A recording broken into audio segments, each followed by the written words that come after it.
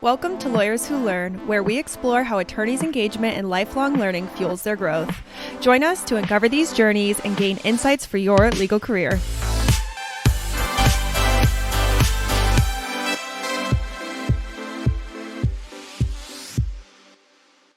Amy, welcome to Lawyers Who Learn. This is our first time having a dietitian on the podcast, so I'm really excited to dive deep. So I appreciate you taking the time today.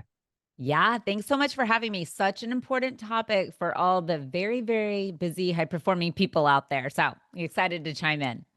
You are, first of all, you're a professional speaker. It's part of what you do. And we were lucky enough to have you teach 2 courses for Law Line with Gabby DeSilvio. And I'll just read the courses because when I saw them, they speak right to my heart. My daughter nicknames me as an almond dad.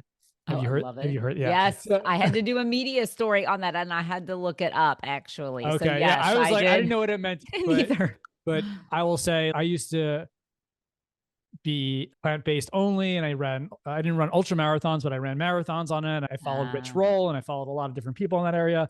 Now I'm more like a pescatarian, but I do try to eat healthy. And the reason I say that is the title of one Law Line course, which you don't normally see as a CLE course, is Ultra Processed Foods, Sedentary Lifestyle, and Mental Health, Breaking the Cycle. Love that, because ultra processed foods is such a challenge in America. You go to a different country. I just came from London. I lived in Barcelona for a couple of years. You can eat like pasta and carbs and not feel the same lethargy afterwards. And the second course is the Stress Nutrition Exercise Trifecta, an Attorney's Guide to Resilience. We will talk a little bit about the journey of teaching with us. And the last thing I'll say before I throw it off to you, just to give you a little bit of background, you started as a sports nutritionist, and then you got into corporate wellness as you grow from there. You've written 1 book or 2 books? Written one, co-authored 1, and then been a nutrition contributor on the back end of one that was for a professional athlete. So it was ghost written, but I was the nutrition person. I'm the nutrition voice behind it. Yes. I need to learn. I already hear the professional voice that you probably worked over the years. I think you've spoken, and I know it's a third of your business. You've spoken hundreds, if not thousands of times at different places. And you also have the sports nutrition playbook, which I want to dive into, which is a super cool product and site. So thank you. And so my question, there's so many places that we could start here. Let's start with this. Because what I don't want to turn this into is just, here's how to eat properly and do all that stuff. You can watch the CLE courses or go through there. And I'm super interested in your path, but also to learn for myself. Yeah. What is a topic that maybe you don't get to speak on enough? You always go into the same 5 things, but when you think about your learning and growth journey around nutrition and sports health, what is something that maybe doesn't come up as often? It's interesting because as you mentioned, I've done sports nutrition. My original degree was actually in communication. So I do have a love for speaking, and 20 years as a sports dietitian, and then working with just lots of health, wellness, busy professionals. I myself am an entrepreneur. I have 3 business lines, so I get it. And I think one of the things that it's becoming more prominent now, but it's been fairly overlooked in the past. We often look at nutrition for just fueling your body or fueling exercise or feeling good, but really starting to dial in on how it can affect your focus, your energy levels as related to your well-being. And then ultimately, you mentioned a little bit, but how it plays a role in stress and even just like mental health. And so that really spans from whether we're working with high school athletes or whether we're working with elite executives, because that's something that everyone really is experiencing regularly. The stress of life. You ask anybody how they are, they say they're busy. Doesn't matter who, what, how, they're busy.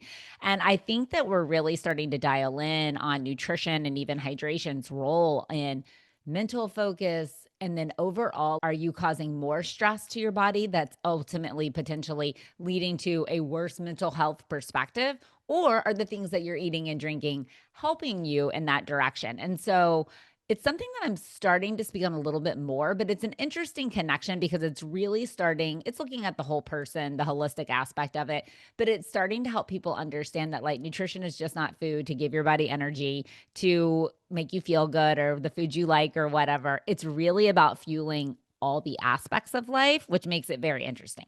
If you think about the fundamentals, it's eating, sleeping, breathing, and focusing. Yeah. And hydrating, which lots of people don't think about as well. And more often than not, eating ends up just being, especially for busy lawyers, okay, what can we order in right now? Or what do we have there? I know you work with some large law firms like Haynes and Boone as an example. Because I think that's amazing. I didn't know that law firms, and they actually said, you said they have an in-house nutritionist as well. Take the corporate wellness world. Take me through what you're seeing in the legal space right now when you think about just not only just eating, but all those fundamentals we just talked about. What are law firms doing here? So I do a lot of different speaking events for them. And then we actually ran like a 4-week program for them around the holidays last year. And then for another one, I've actually done these short, like 15-minute education sessions, which I think fit into a busy person's life where they're like 15 minutes, hot topic, etc. And so what I think we're really trying to help people do is how do you make these very practical strategies that you can easily include into your day? So one of the things that I have found just by talking to people is that they think nutrition is hard.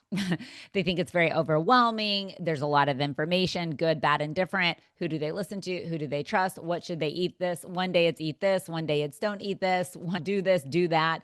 And it becomes very overwhelming to people. And so one of the things that I would say, took pride in is how can you make nutrition really applicable for people so that when they walk away, even from a 15-minute little power talk that I did, they have some usable strategies that they can use right now. Because you can have the most grandiose nutrition knowledge and know all the things and blah, blah, blah, blah, blah. But if you aren't thinking putting it on your plate today at lunch, like what is that really happening? How's that really helping you basically?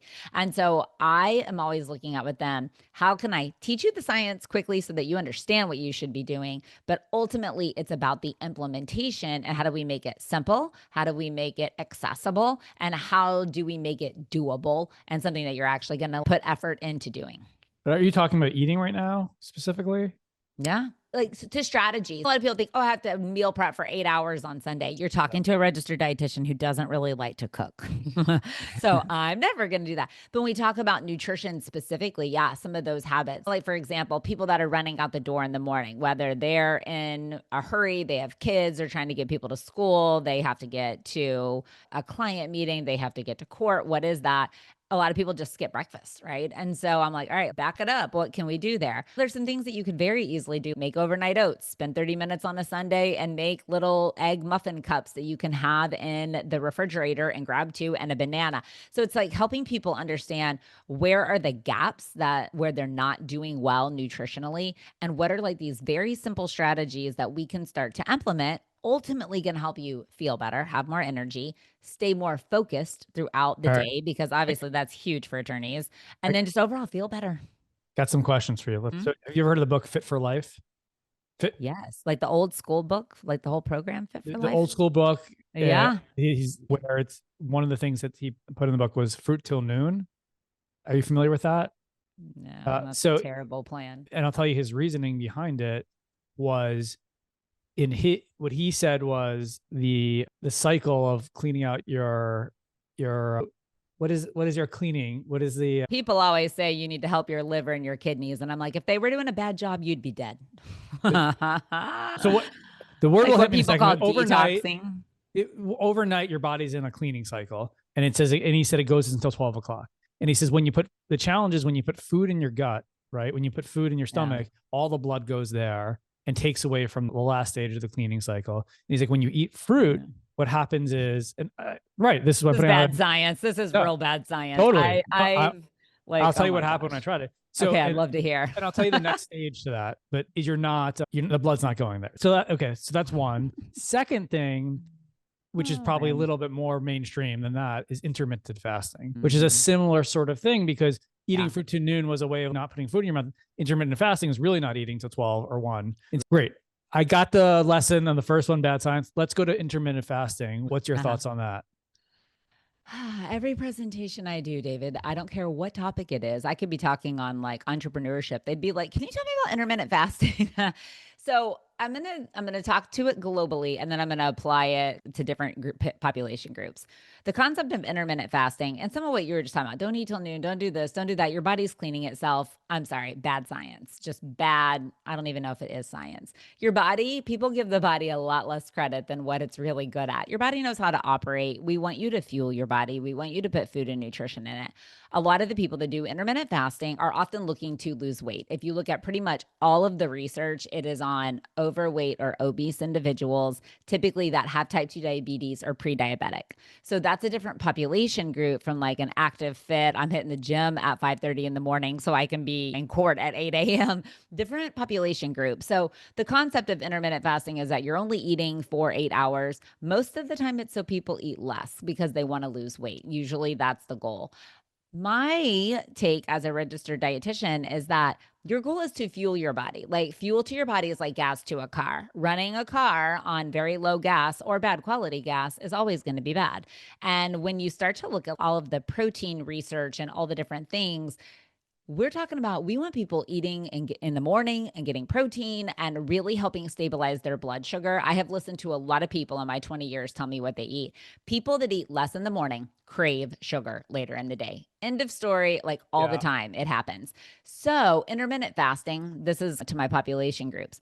If it's someone that's significantly overweight, they don't go to the gym, maybe they're going to walk the block 3 days a week, they have high cholesterol, high blood sugar, whatever. They want to do intermittent fasting. I'm like, I mean, it might be fine for you.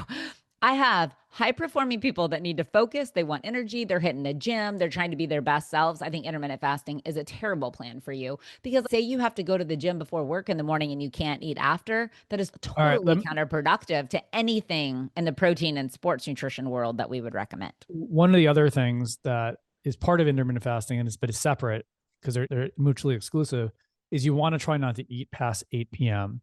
And one of the reasons for that is, and this is a challenge that many busy attorneys have, including almost every person I know, is sleep. And I have been convinced from speaking to many sleep coaches and seeing sleep coaches and seeing the data, you need a minimum of 7 hours of sleep a night in order to be healthy, in order to generate. Okay. I'm not getting that. And y'all probably aren't getting that either, huh? No, totally. But like, I know, but what this sleep coach that I've seen speak is like, even just to help you prevent from cancer, right? To get all your cells, all the things that you need, and eating, especially like a heavy meal, whether it's meat or something else later in the night, it's still digesting in your food by 2 or 3. And sometimes you wake up. Is that something you would advocate to do? I guess I should probably not tell you that I eat dinner at 8 o'clock every night, huh? No, I lived in Barcelona and we didn't start dinner until 9, but it was a different, and I'm a slow big eater. Lunch. We had a siesta and we took a nap, and it was a different life. I think the siesta and nap changed the game, and that's why they can do it there. Yeah. In the US, unfortunately, we're eating a lot of crap. Yeah. So I'm going to say it's twofold. I'm going to say it's related more specifically to what time you go to sleep and what are you eating at nighttime. So in regards to what's going to sleep, the goal of helping people not eat like closer to bed is so simply to your point, so they have plenty of time to digest their food, that they're not going to bed with a full stomach. If you are staying up late, then potentially eating a little bit later isn't as big of a deal. If I'm up till 11 or 11:30 and I eat dinner at 8, it's the same sequence of someone who ate at 6 and went to bed at 9, right? Same, it's just a different time frame. So we do typically recommend that people give at least 2 hours is usually my recommendation between eating and going to sleep. There's no like real strong like science, you have to do this, and if you don't, it does this. There's just not. The other thing I'm going to tell you is about what you eat. So typically in my perfect dietitian world, I would be telling people to fuel your day, eat the most during the day, and dinner should be your smallest meal. A lot of times what we see, especially with high performing executives, attorneys, et cetera, is that they potentially like skipped meals throughout the day. They're tired, they're worn out. And by the time they get to dinner, they're really hungry. And so we see people eating a lot more food at nighttime, which to your point, when your body goes to bed, your metabolism slows down a little bit. So the timing is important from giving yourself time to digest, but a lot of it starts to boil down to what are you eating at 6, 7, 8 o'clock at night or 10. Do you like what European cultures do, where they do their big meal is supposedly the lunch, and then they do a siesta, which actually does exist. Like businesses close down, and then dinner, restaurants don't open till 8 o'clock. That's nobody shows up till 9. And so like it is, and again, I felt totally fine. It's a different lifestyle. My whole thing is, for me, it's less about weight loss and more about energy and focus. Energy is the key. And Feeling I good. think a lot of attorneys, look, there's two components of it. And so for me, where Weight Watchers, I think, is really successful is what gets measured gets done. And when you say being like, there's an app, I'm sure you've heard of, MyFitnessPal, and it was actually it's when I started tracking on there. You can only do it for so long because it's like annoying, but you definitely don't realize, I don't know. I'm just curious what your thought process with your clients about tracking what they're eating and macronutrients. And that's another question, how important that is. And I'm saying all this stuff I did not prepare for ahead of time, but it's all these things that are coming into my head. Coming into your brain. It's all good. But the reason I say that is I'm the typical lawyer. There's just so many things coming into our head all the time. We don't have the time to process what to do with it. And that's where you fit in. Okay. So let's start here. So first thing of emotional like EQ, right, is self-awareness. And so in regards to your tracking question, a lot of times I might recommend that people track a few days or a week just to see what their habits are. I don't really recommend tracking all the time. People get sick of it and it's not fun. And if they don't have time to eat healthy, like how do they have time to eat healthy and try to track all of it and figure it out? And the reality is I can give people some pretty good strategies that can help them without having to. However, I think awareness is key, because if you're not informed, then how are you going to make a change? So I do think like a MyFitnessPal or something similar can be helpful to start to identify the gaps. As a dietitian, when I talk to people, I might be like, oh, they're like, I'm always craving sugar at nighttime. And I'm like, let me back it up. Oh, you don't eat breakfast any day. You can start to look back and see, oh, maybe this is why you did that, or maybe why you feel like that. So I think tracking for a small period of time can be helpful because it's going to increase your awareness. If you don't love track, I mean, you can keep tracking if you want, but if you don't love it, then it's really starting to look at like, what are the things that you can do that are more simple, or guides that you don't require you tracking. So to your point, we're trying to eat for energy. So typically when I'm working with any client, any person ever, the goal is that we're fueling your day. And that just like you were I always tease people, like, start your metabolism's like a fire. Start it in the morning. How do you keep a fire burning? You add a little bit of wood every couple of hours. You don't wait till the fire's almost dead, nor do you just go squash the fire with a ton of wood. It takes a while to get it back burning. So if you think about starting your fire in the morning with carbohydrate and protein, and then fueling consistently. So grab a snack, grab a lunch, grab a snack. And those can be very simple things, but the key to really balancing your energy is fueling often and then getting the right stuff. So from a macronutrient standpoint, it's carbs and protein. Carbs give your body energy, but carbohydrates by yourself cause a blood sugar spike and a drop. Sure. And that's often what people reach for, right? When they're feeling tired, is like sugar. That protein with it, protein helps slow down digestion. So when I pair a carbohydrate and a protein together, I get a more stable blood sugar. That's important because your energy levels and your mental acuity, your focus, your sharpness, follow your blood sugar. So if your blood sugar is going like this all day, it's what your energy and your focus is going to do. So to the tracking standpoint, it's good to go, oh, wow, I eat carbohydrate every morning and I feel like I need a sugar high at 10 or 11 a.m. That can really help. But a lot of times I'll just recommend people use the smaller plate. Depending on if you're an active person, I'd probably say a third whole grain carbohydrate, third protein, third color. You're trying to lose weight, half color, fourth protein, a fourth of your plate, protein, a fourth of it carbohydrate, fuel with water or an electrolyte beverage that's low in sugar. Something easy that people can do without having to like bust off their app, calculate all the numbers. For people that want to do that, great. But a lot of people, it's just not a daily reality, but they want to do what they can to feel good. Do you recommend people track their sleep through one of the different apps, or Whoops or Rings or Fitbit or Apple Watch? How important do you think that is? I think sleep is super important. My mother would be like, don't you dare start talking about sleep, because I probably do not get enough of it. But I think it is really important because you track your sleep? Well, no, I don't. I don't track it. I should. I know it would be sad to see the results. But I will say this too, though, is that one of the reasons tracking sleep or being aware of what your sleep patterns are is because when you're really tired and worn out, most people reach for really comforting foods, which are often higher in sugar, higher in saturated fat, and or caffeine, right? So they're reaching for those. Like no one, when they feel tired, worn out, reaches for like snap peas and hummus. They reach for chips and Yeah. salsa, right? And so that is Maybe. some of the things that a lot of Unless you're a mom and times, dad. yeah, unless you're that guy. In Texas, oh, they're reaching for chips and salsa where I live. When you think about sleep in general, knowing your sleep patterns, but what is that little or more amount of sleep doing to how you feel throughout the day, to your cortisol levels being high, to causing you to crave sugar? And so that's where at the beginning, what we talked about, okay, if I have all these things that are somewhat off, then yeah, I'm not going to have enough energy. I'm going to have quote unquote brain fog. I'm not going to feel as well throughout the day. And then ultimately you just don't feel good. And but it's a trifecta, right? Of all the things, sleep, exercise. We haven't talked about that. Nutrition, it's all the things working against each other. Whereas we're really trying to make all the things like work together for each other.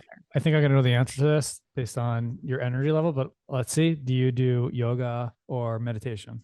No, I'm the most I do it. person. My dad is always much like, energy. You should have been an attorney. All I can be thinking of if I'm doing yoga is what I could be doing productive instead of yoga. I've tried. It just. So where do you get all your had to energy from, you think? Except I do eat well. I exercise 6 days a week. I stay hydrated. And I eat very consistently throughout the day. And I travel. I have 3 businesses. I get it. I'm not an attorney, but I have a very busy life. But I think I just have a high on life too. I feel good throughout the day. I put the right stuff in my body. Even if I'm tired, I exercise. Even if it feels bad in the moment, I feel better later. And I really do think those practices, I am very much like the girl that's the compound effect. I don't do anything crazy intense. I do everything consistently. Well, and I had I had an intern one time and she was like, you should really read that book, The Compound Effect. And then she looked at me, she was like, actually, don't waste your time. You like live it. And but I do think it's those small things that you do consistently day in, day out, that help you feel better over time. And even if you are a little more tired, if I've exercised and ate well and I'm hydrated, I can bounce back stronger than if you don't feel well at all. Cause then it's a lot harder mentally, I think, to get yourself going.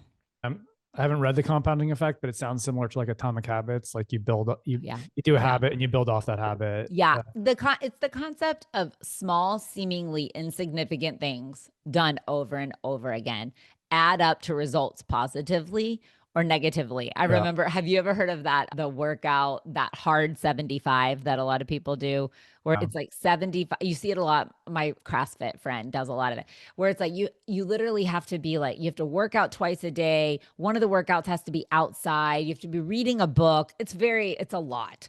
Yeah. And it was at the beginning, you have to do it for 75 days straight. And if you miss a day, you have to start all over again. I was like, ugh. But this is the funny part. I saw this Instagram story and it just said on the screen, why hard 75? Try consistent 365. I'm like, preach right there. That's what it is. But balance is boring, but it really does work if you do it consistently. I run, but I'm not saying this is enough. But what I do, I use this 7-minute app, and it's 7 minutes a day. It's high intensity workouts, push-ups, I've heard of it. burpees, lunges, and all the different things you can do with your own body. And if I've had a tough day, I'll just do like yoga or stretching, but I do it every day. And when I've on a year straight, and you just feel good for that at the end of that. So it's not an hour a day, but at least that's one thing I know I'll do. So it's the small habits. And I think to your world, like busy attorneys, honestly, like making like these massive, huge changes are probably not realistic, and they're probably going to be very temporary. So I always encourage people back to I actually just listened to Atomic Habits. I was listening to it for a project I'm working on. I usually don't need to. I was cut from the discipline gene strand and like habits. Like I love habits, and I just love learning about habits and discipline because that's my world. And I'm like, oh, this is so great. I already do this. But I was listening to it and that concept of just like these small things done over and over again. And I think for really busy people, you have to go, what's one small change that I know I can make, that I can build into my routine that seems easy? And I always encourage people, pick the easiest thing first, because we all love to be successful. And if you pick the easiest change. Then if you can implement it and get a check mark on your little box, she's a friend and a colleague that works for me. She's a dietitian. She will actually add things to a to-do list that she's already done just so she has more check boxes. So and attorneys are very high performing people. So doing something that's simple that you can do, you're like, okay, cool. Got that habit down. Now let me move to the next one. But so many people just try to go like so extreme and then they just boomerang back the other way. This is just a quick answer, my guess. Yeah. What is your eating routine and what is your workout routine? Because you work out, you're in shape, you have high energy. We like to, if someone's going to teach you nutrition, you want to make sure they're doing it. So I'd just be curious, are you doing spin? Are you doing Pilates? Are you doing weights? Are you doing running? Do you have every day something different? And do you have prepared meals that you work on Sunday and then you just bring them with you? Do you order in a lot? Yeah. Do you order in the 5 meals ahead of time? Yeah. So I'm a creature of habit. So we should start with that. So I'm very specific in all the things. So I work out 6 days a week. Doesn't matter what time I have to wake up, I will work out. Doesn't matter. I've been to every hotel gym. I feel like here to there, from a Holiday Inn Express to an Omni, I will be there. And if you don't open that gym at 4 or 5 a.m., I'm probably trying to convince you to. That is a deal breaker for me. I will also say that when I work out, I do cardio all 6 days and I lift weights. So I taught group exercise for 6 years when I was in college and graduate school. So I don't ever want to take a class with you, known to man. Like I did enough of that. What I do is I listen to church messages, podcasts, personal development stuff. So I am working my brain out as hard as I'm working my body out, no matter what time it is. The notes that I can take on a training course on an elliptical would blow your mind. My mom's, you did this on the elliptical? I'm like, skill. So always work out. First thing I eat a little. But what are you just because 6 days a week is not it's a lot. When you go in before that day, do you have a sheet and saying, okay, here's the next 30 days, here's what I'm doing? Or are you showing up and and you look at the machine, you're like, I'll do the elliptical now. I'll run right now. Or is there more intention to it? Creature of habit. No, I used to do all kinds of workouts. I've done them all. But at this point of my life, I'm like, this works. And I'm 45 years old. So this works. I feel good. I do this. So I stick to my norm, do cardio first, do weights towards the end. Always running? What kind of cardio? Wait for it. Power walking with little hand weights. I do my little hand weights at the gym. It looks funny. Every day, it keeps my arms lean. It keeps my arms lean most days. Yeah, and elliptical. Then I lift weights 3 days a week, and then I do core and all that. Do I what now? Do you help your clients not only with nutrition, but set things up like this where they can have their own creature of habit routines? I don't really write fitness routines anymore. I did the personal training and stuff, but not anymore. Also, I have dietitian. I don't actually see one-on-one clients anymore. I hired 2 years ago. I started a business hiring dietitians so that I could do all the other things. But so for me, I always eat a snack early. I eat, and I was a dancer growing up. So I eat my bar, I stretch, I go to the gym, I come home, I drink coffee, and while I'm getting ready, and then I eat breakfast, same breakfast every single day. Doesn't matter where I am.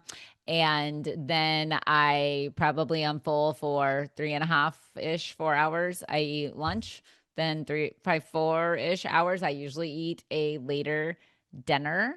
And then I'm an 80-20 rule. 80% of the time, do what you're supposed to. Friday night and Saturday nights, I might splurge, if I go out to eat, splurge, etc. I actually have to eat out a lot because I travel a lot. When I'm at home, I don't eat out a lot, just maybe on the weekends.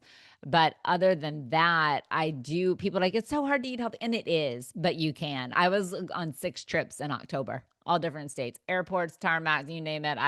So you have to be a little more strategic, but it can be done. And like I said, I'm a creature of habit, so I'm pretty regimented.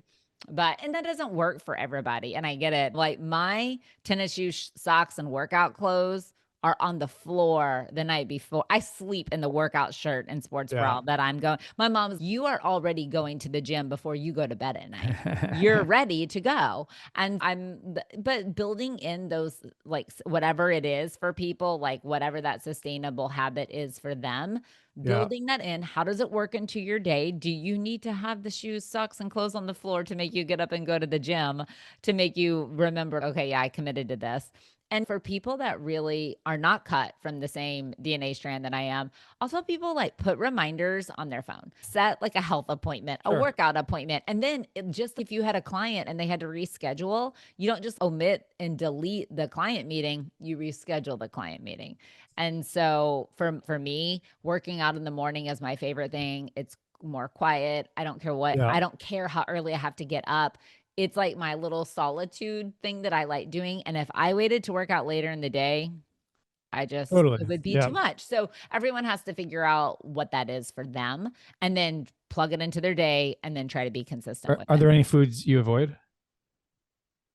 Besides, obviously, ultra processed can't. Is there any core foods that I mean, like avoid ever, like never eat. Or that you, I don't know. Yeah. I'm a creature of I'm like an 80-20 girl. All foods can fit. Like, I don't think you should eat chocolate cake every day, but if you need chocolate cake on Saturday night, knock yourself out. Yeah. So I would say, unless there are foods that I just don't like, but maybe pork rinds. I wouldn't find any value in those. I actually have celiac disease, so I can't eat gluten. It makes me very sick. So I have to be very specific, especially when eating out. When did you learn that? When I was 15 and they didn't know what celiac disease was, and I was just sick for 10 years. Oh my God. Yeah, because I didn't learn it till I was a dietitian. They just didn't know about it then. And then when I was 16, that was like 1995, 96. And if you recall, what did you do then? You didn't eat any fat. All you ate were carbs. That was like the thing to do. And I was trying to be healthy as a teenager and ate a whole wheat everything. But anyways, I recommend people eating whole wheat and whole grains. I just can't. So I do have to be a little more specific when I'm out to eat, if I'm not eating at home. Thank God there's now so many different types of things that you can eat. Wow. But this also means that when I travel, you better believe I have oatmeal packets with me, peanut butter. I have bags of almond dad over there. I have bags of almonds. I'm probably going to have little bags of hip peas or harvest snaps. I'm going to have protein bars. I need beef jerky. I need to eat. And so you better believe my bag's going to be full. And so similarly, that's what I recommend people to do. Like, just throw snacks in there, have snacks in your desk, put it in your computer bag. So it's there to reach for when you go to reach for something. Did that, because they couldn't diagnose it, was that any kind of reason of why you got into sports nutrition in the first place, because of your own challenges with nutrition? I was always interested in it. I was a dancer growing up. I exercised. I always kind of had to pay attention to what I ate to stay my weight. And my sister could eat candy bar. She was like the most elite athlete known to man. And I always had to work harder at it. So I think that kind of drove my interest. I really was very interested in the fitness side of things. And so I mentioned I taught group exercise. I was a personal trainer, and that kind of kept steering my love for nutrition a little bit more. And so I always say I got to nutrition through fitness because I liked it.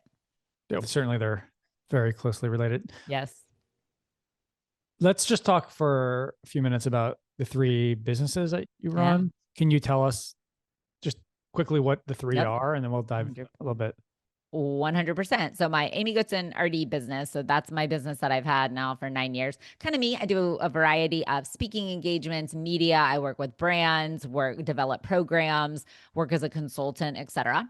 Then I have a business for professionals. So it's Amy Goodson RD courses. We offer continuing education credits for registered dietitians, strength coaches, and athletic trainers, so performance professionals, sports nutrition space. And then we have a few courses in media, and then like for younger dietitians in that communications leadership standpoint. I mentioned that was my original degree, so I have a passion for it. And then my third business is the sports nutrition playbook. So that is my consumer facing sports nutrition business. We see all people, but my goal is really to help expand access to sports nutrition for the athletes that don't have it. You're in middle school, high school. I've worked Pee Wee to pro in sports. I've worked with the smallest, and I've worked with the best in the world. There's millions of kids that don't have access to sports nutrition, small colleges. They're training just as hard. They don't have it. The everyday person, you mentioned you've run marathons.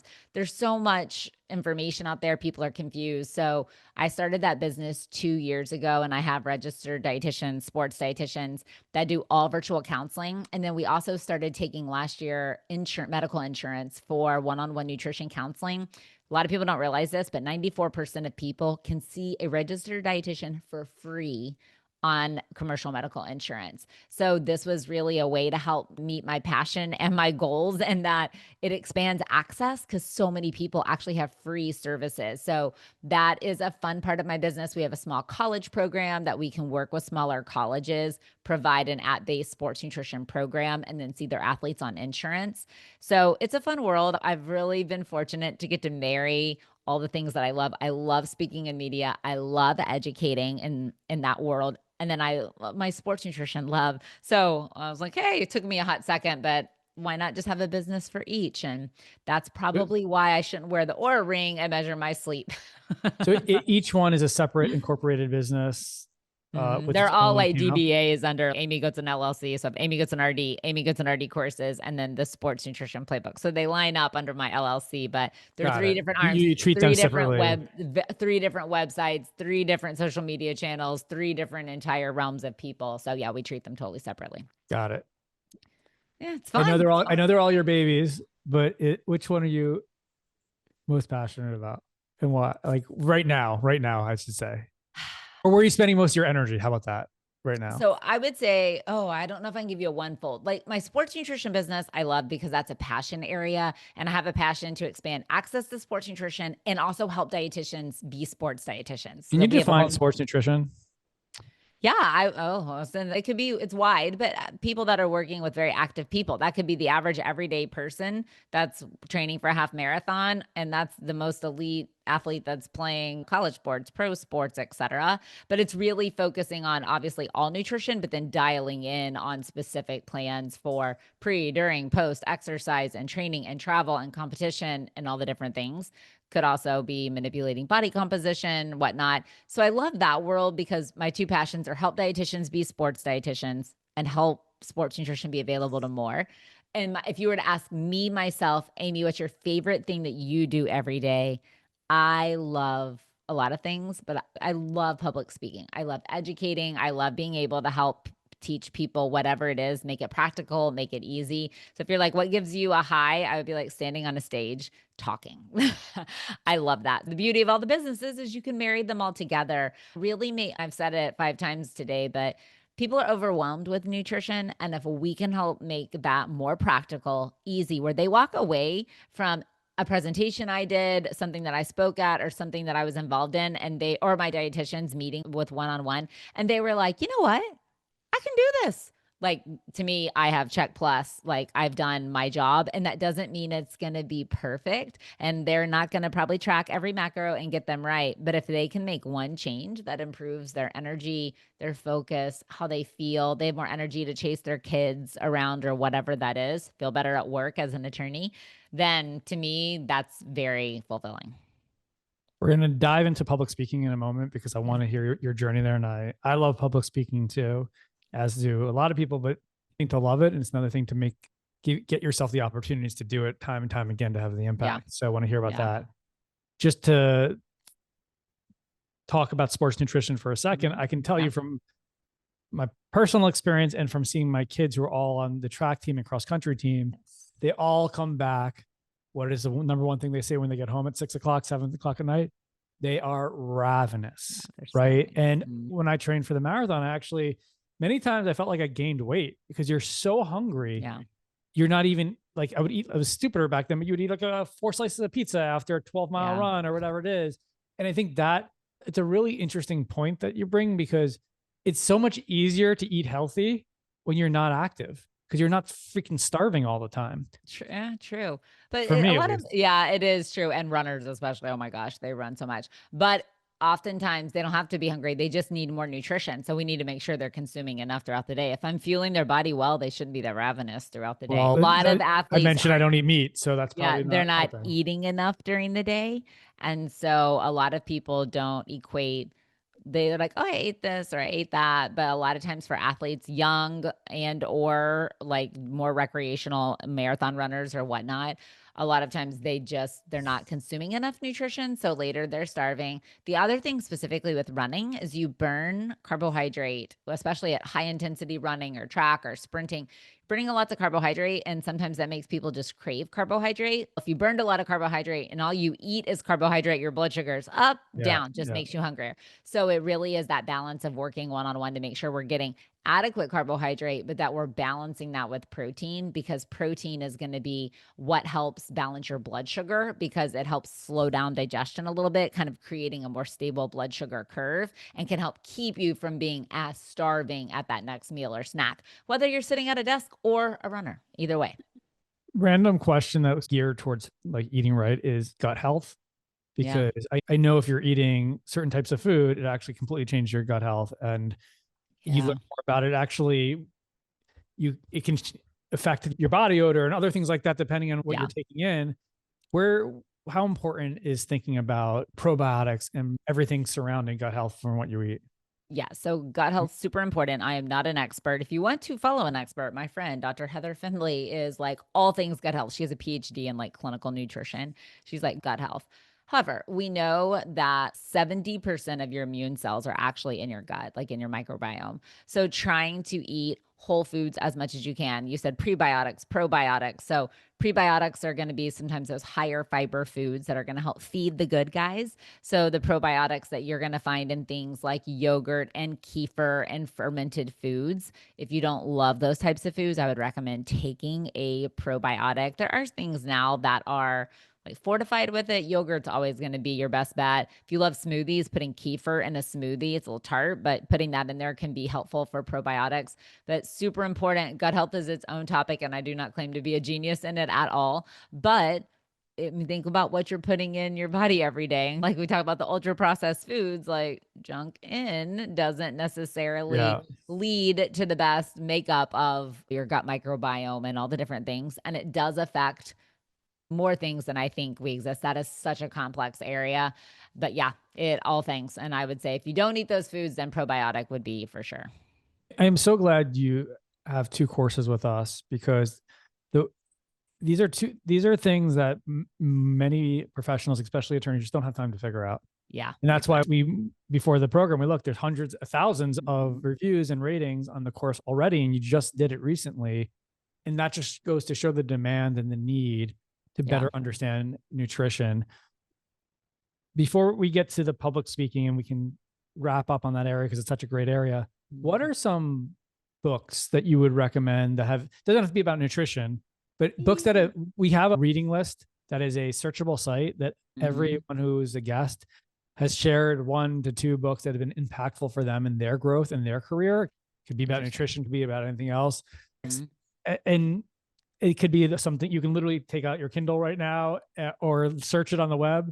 I'm okay with that because sometimes it takes a minute. But to me, it's the best return of an investment that someone can get for $15. Yep. Yeah, I listen to books. I do not read them. I listen at the gym. Imagine that. So I think a lot of around nutrition, there's so many nutrition books out there. Honestly, like I would tell people, like you mentioned Atomic Habits, The Compound Effect.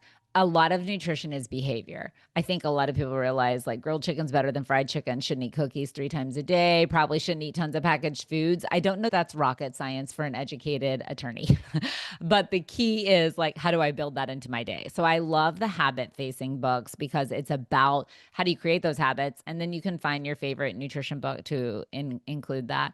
Being an entrepreneur, the ones that I just recently listened to that I got really all in on were, are you familiar with Alex Hermosi? His $100 million offers. Yeah. Offers there's 3 of them, $100 million offers, $100 million.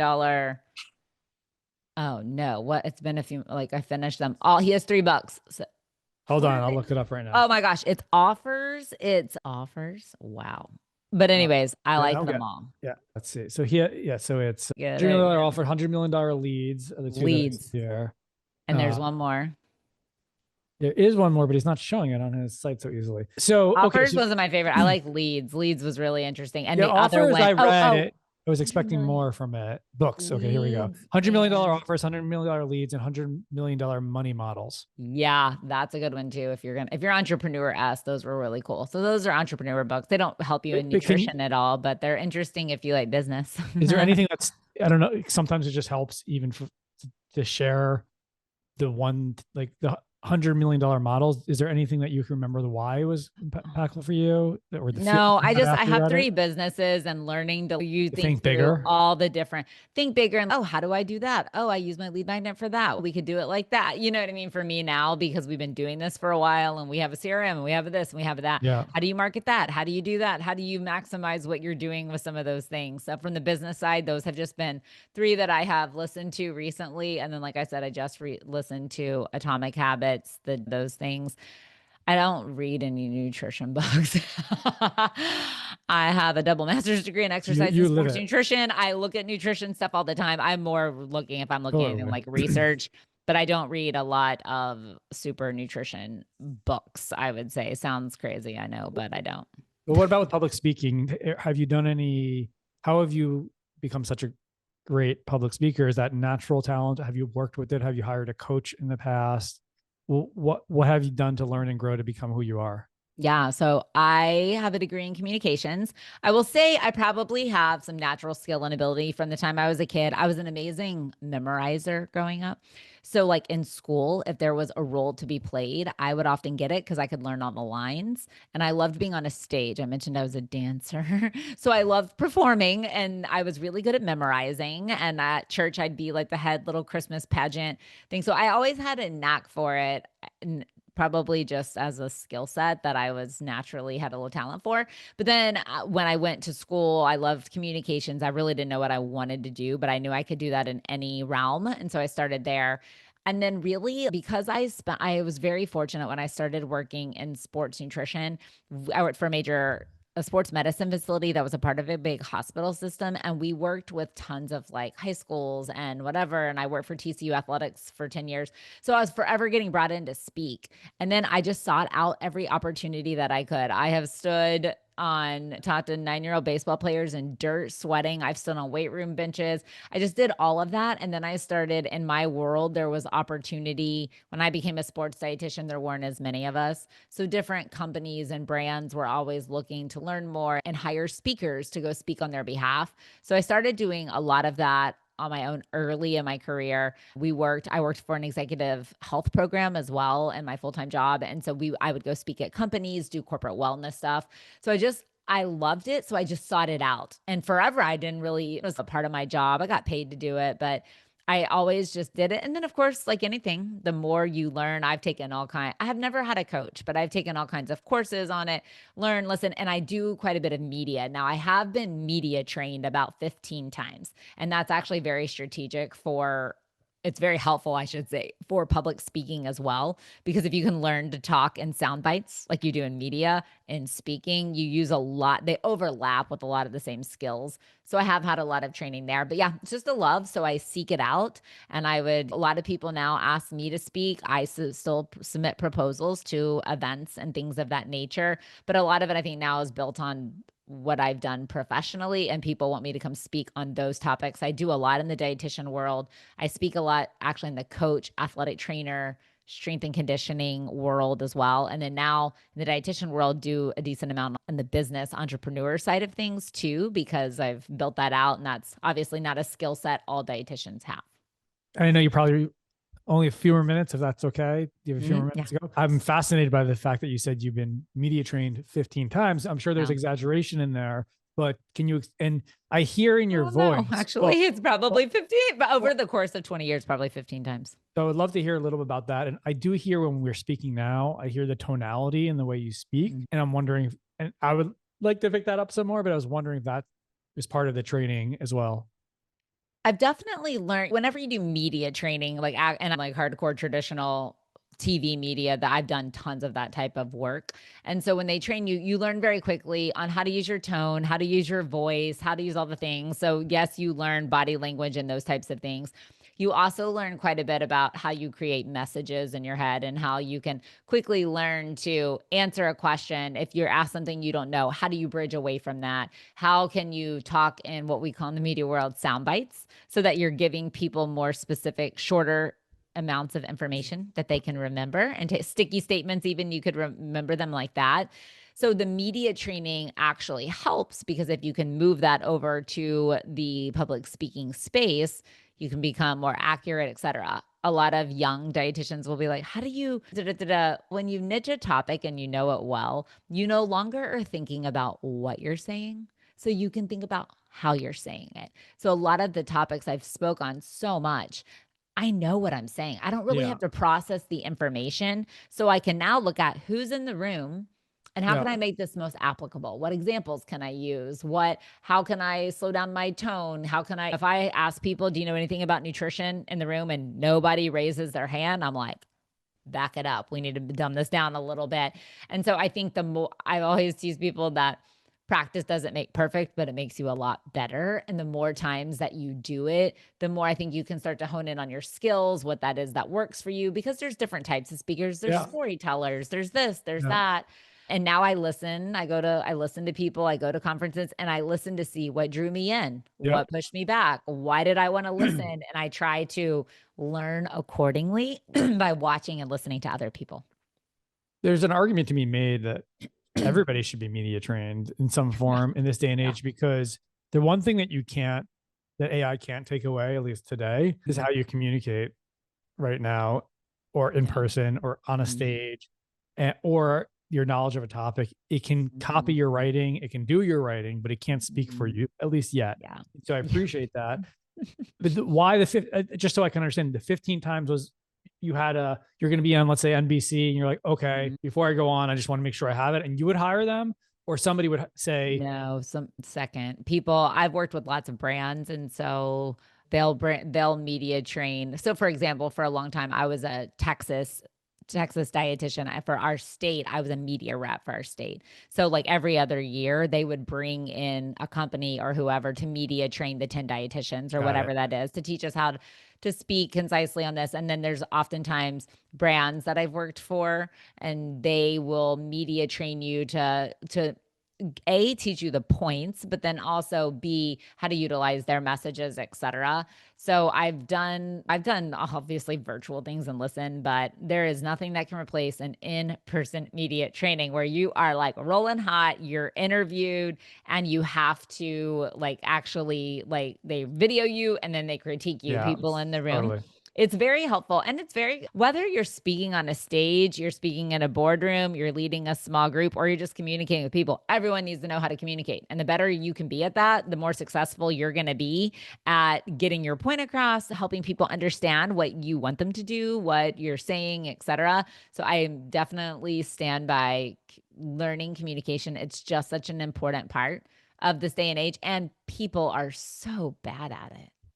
You are so good at it. I could talk to you Thank all you. day, but I will Thank respect that you run 3 businesses and a lot of other things to do. And hopefully this won't be the last time we speak, and we can continue the conversation. I know anybody who's gotten this far has gotten a ton of value, just not only learning about nutrition, just seeing what you've done and what you've accomplished is inspirational for attorneys, for a lot of legal tech entrepreneurs.